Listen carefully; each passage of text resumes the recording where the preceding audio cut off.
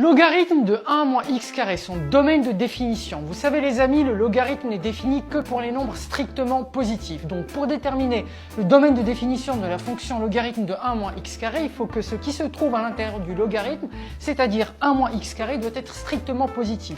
Comment se faire? Donc 1 moins x carré ici doit être strictement supérieur à 0, c'est équivalent à dire quoi? C'est équivalent à dire en fait que 1 moins x facteur de 1 plus x est strictement supérieur à 0.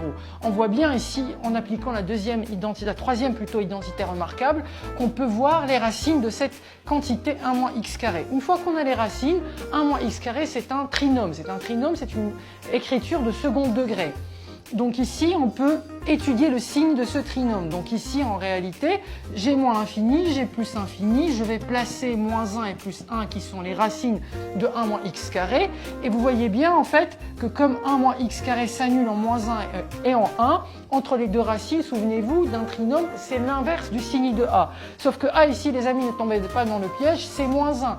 Le a, c'est le coefficient qui accompagne x carré. Donc l'inverse du signe de a, c'est plus, à l'extérieur des racines, c'est moins. Donc, pour que le logarithme puisse être défini ici, il faut que 1 moins x carré soit strictement positif, c'est-à-dire que x doit être entre moins 1 et 1. Du coup, le domaine de définition de cette fonction, c'est moins 1, 1, ouvert, parce qu'on doit exclure moins 1 et 1, le logarithme étant défini sur 0 plus infini ouvert.